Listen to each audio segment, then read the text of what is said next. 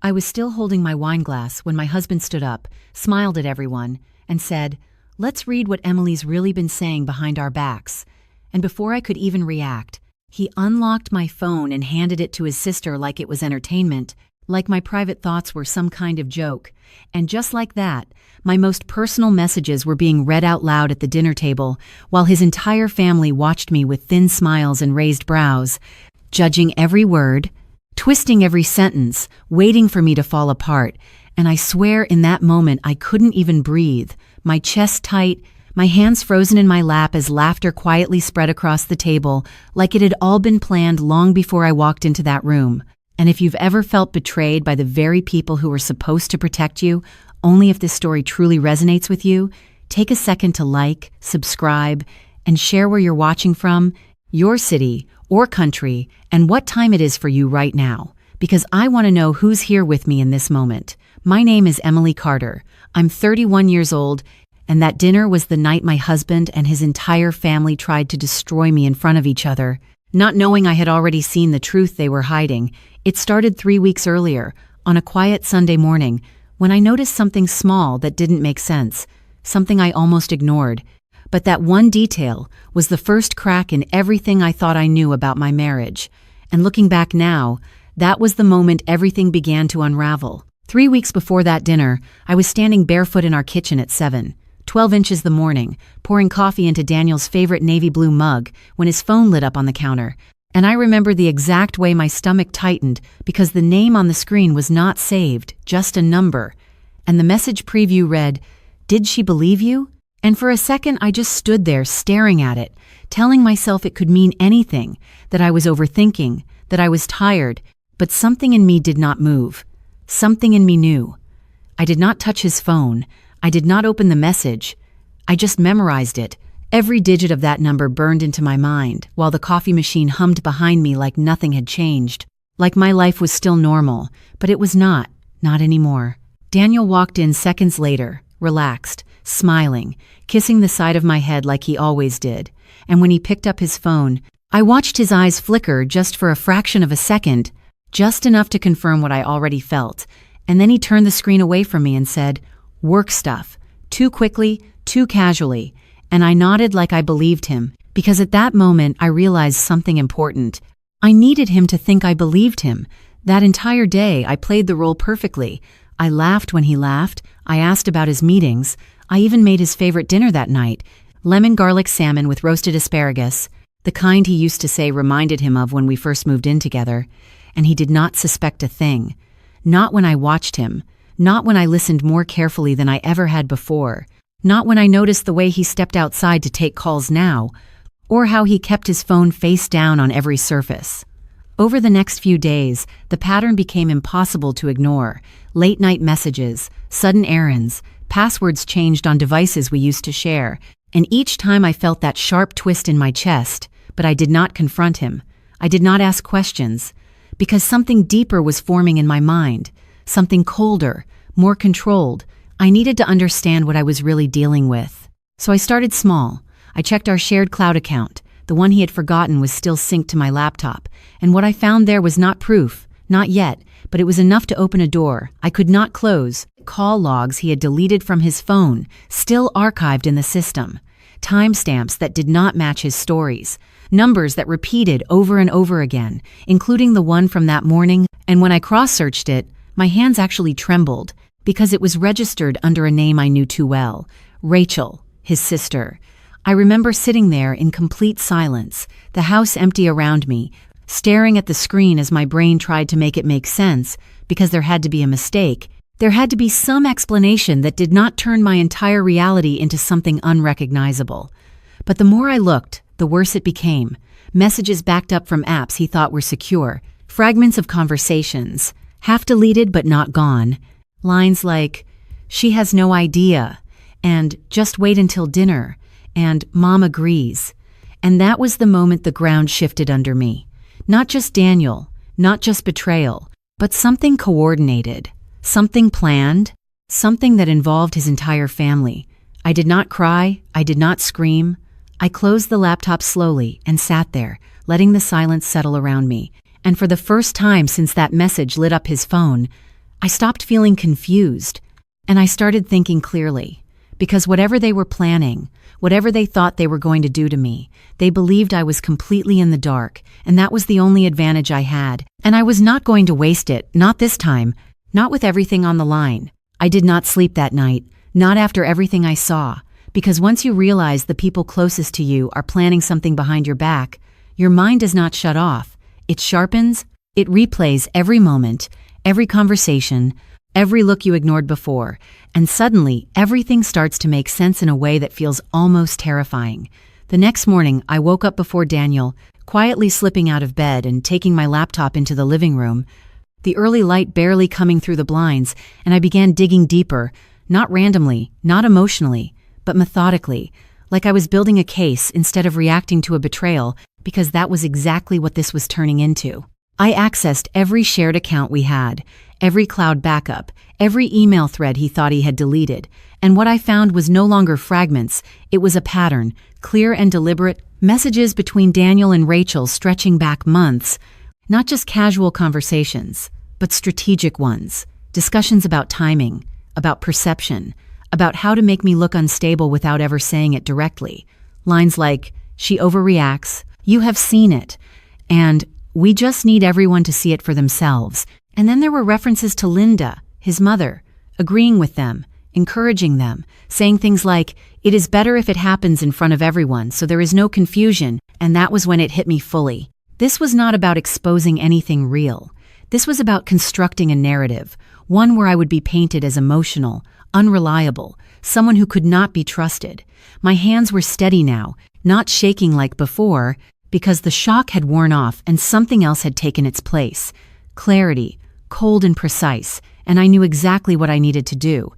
I needed to see the full picture before they made their move, so I kept going.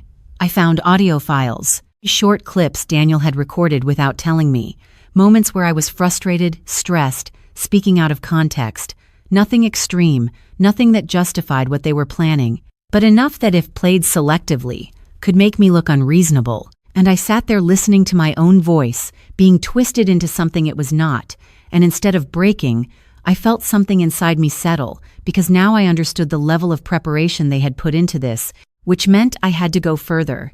I backed up everything, every message, every call log, every file, not just copying it, but organizing it, labeling it, building a timeline of their conversations next to my own, showing what was said, what was edited, what was hidden, and more importantly, what they thought I would never find. And the deeper I went, the more disturbing it became, because it was not just about that upcoming dinner, it was about control, about positioning themselves in a way where anything I said afterward could be dismissed, where they would already have witnesses, already have proof, already have the narrative locked in.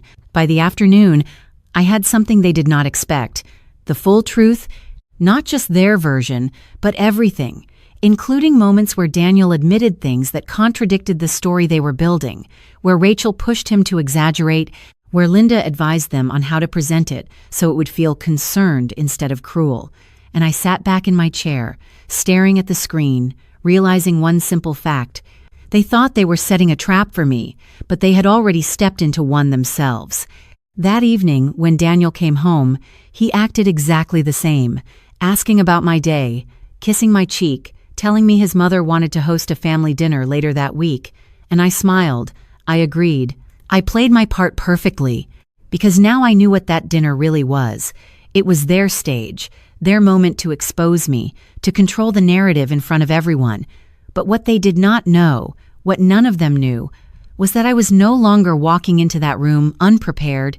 I was walking in with everything, and I was going to let them believe they were in control, until the exact moment I decided otherwise. The night of the dinner arrived with a strange kind of calm, the kind that settles in when you already know exactly what is coming. And as I stood in front of the mirror adjusting the sleeve of my dress, I watched my own reflection carefully, not for how I looked, but for how I felt. And for the first time in weeks, I was not anxious. I was focused. Daniel walked in behind me, straightening his tie, smiling like this was just another normal evening. like he had not spent weeks planning to tear me down in front of the people who were supposed to be my family too, and he kissed my shoulder lightly, asking if I was ready, and I turned to him and smiled back, matching his calm perfectly, because I needed him to believe that nothing had changed. The drive to his parents' house felt shorter than usual, quiet but not uncomfortable, just controlled, and when we pulled into the driveway, I noticed something immediately. More cars than expected, more lights on than usual, like this was not just a dinner, it was an audience. Inside, the house was warm, filled with the smell of roasted chicken and garlic, Linda greeting us with that same practiced kindness she always used, the kind that felt welcoming on the surface but never quite reached her eyes. Rachel already seated at the table, scrolling through her phone, barely looking up, Ethan pouring drinks, everyone playing their roles so perfectly. It would have been convincing if I had not already seen behind the curtain.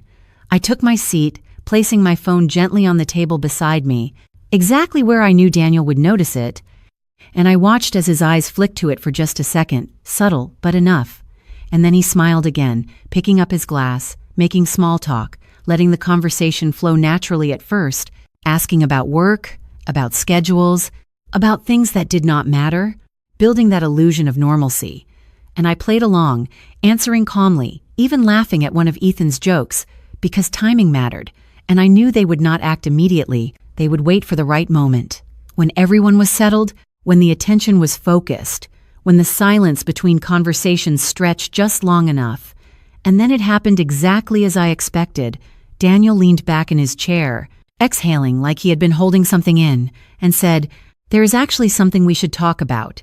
And the room shifted instantly, not dramatically, but subtly, like everyone had been waiting for that line. Forks paused, eyes lifted. Rachel put her phone down slowly. Linda folded her hands together, and I felt every gaze turn toward me without anyone saying my name. Daniel reached for my phone, and I did not stop him.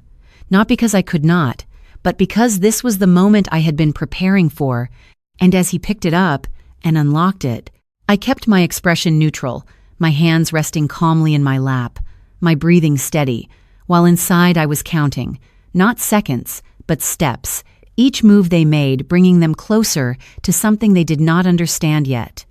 Rachel stood up slightly, leaning in as Daniel handed her the phone, her voice light but sharp as she said, "I think everyone deserves to hear this." And I watched her scroll, selecting messages, not randomly, but carefully, choosing the ones that fit the story they wanted to tell, the ones taken out of context, the ones that sounded harsh without the full conversation. And as she began reading them out loud, I heard my own words echo in that room, in a way they were never meant to be heard, stripped of meaning, twisted just enough to paint me as something I was not. And around the table, I saw the reactions they were hoping for. Raised eyebrows, quiet murmurs, subtle nods of agreement. I lowered my gaze for a moment, not because I was breaking, but because I needed them to believe I was. I let my shoulders drop slightly, let my breath catch just enough, let the silence stretch, because the more convinced they were that they had control, the harder the fall would be. And when Rachel finished one message and looked up at me with that small, satisfied smile, I realized something very clearly. They thought this was the moment I would collapse, the moment I would defend myself, react emotionally, confirm everything they had been building toward. But instead, I slowly lifted my head, looked at each of them one by one, and asked a single question in a calm, steady voice that did not match the version of me they were trying to create. And that was the moment everything in that room began to shift. "Do you want to read everything? Or just the parts you chose?" I said it quietly, but the words landed harder than anything they had read out loud. And for a split second, no one moved. Rachel's fingers still hovering over the screen, Daniel's expression tightening just enough to betray that something had shifted, and Linda's eyes flickering between us like she was recalculating the situation in real time.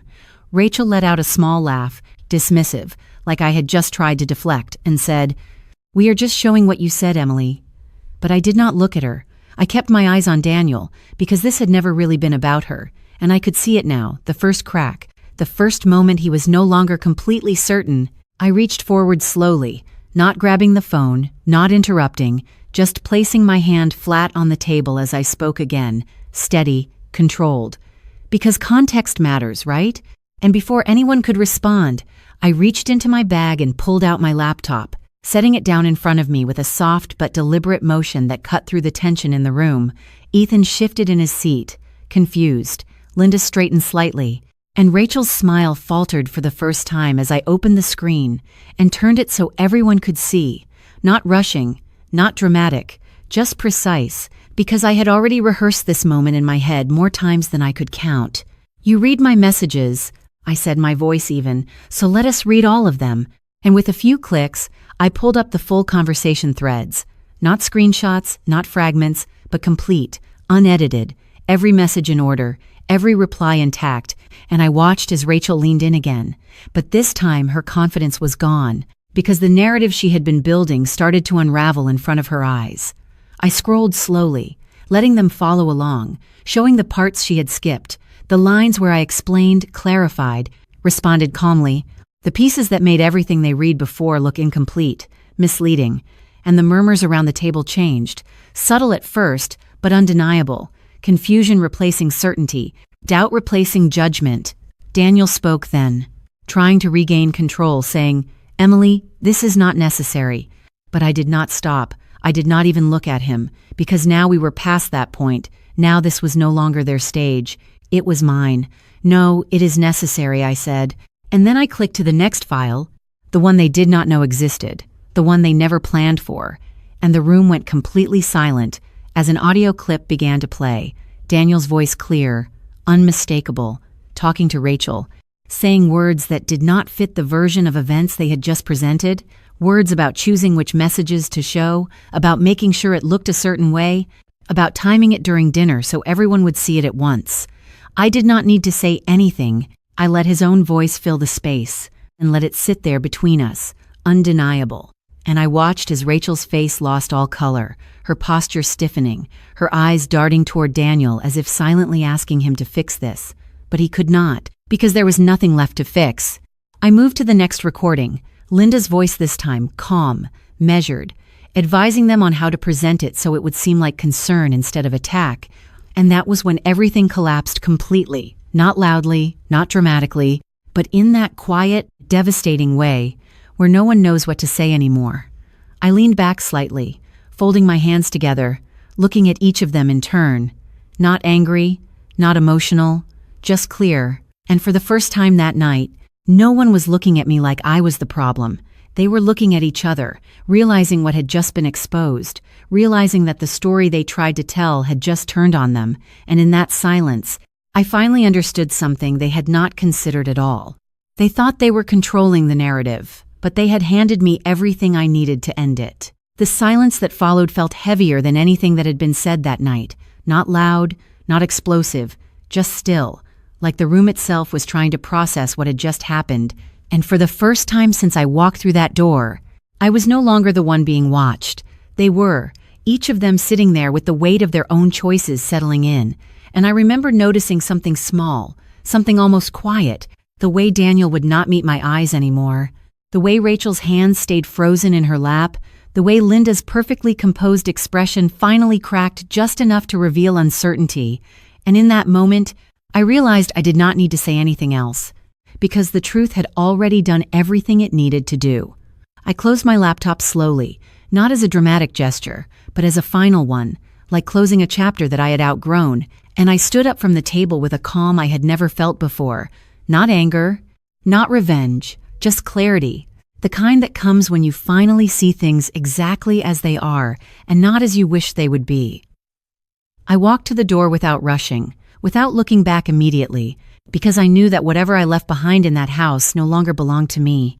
And when I finally stepped outside into the cool night air, it felt different, like I could breathe again for the first time in weeks, maybe longer, and I did not realize until then how much I had been holding in, how much I had been shrinking myself to fit into something that was never meant for me. The weeks that followed were not perfect, they were not easy, but they were mine, and that made all the difference. I moved into a smaller place, just over 700 square feet, nothing extravagant, but peaceful, quiet, filled only with things that felt honest, and slowly, piece by piece, I started rebuilding not just my life, but my sense of self, my boundaries, my voice, And I learned something that no one ever really teaches you directly. That love without respect is not love, that silence in the face of discomfort is not peace, and that your intuition, that quiet voice you try to ignore, is often the most truthful part of you. If you are listening to this, and something in your life feels off, even if you cannot explain it, do not dismiss it. Do not convince yourself that you are overreacting, because that instinct exists for a reason, and protecting yourself, emotionally, mentally, even financially, is not selfish. It is necessary. Keep your independence where you can. Stay aware of what is happening around you. And most importantly, do not let anyone else define your worth based on a version of you they created for their own convenience. Healing is not immediate. It does not happen overnight. But it does happen, slowly, quietly, in the moments where you choose yourself again and again. Even when it feels unfamiliar, even when it feels difficult. And I truly believe that whether you call it intuition or faith or something greater guiding you, there is always a moment where the truth finds its way to the surface. And when it does, it gives you a choice to stay where you are or to step into something better. If you have ever felt alone in something like this, I want you to know you are not.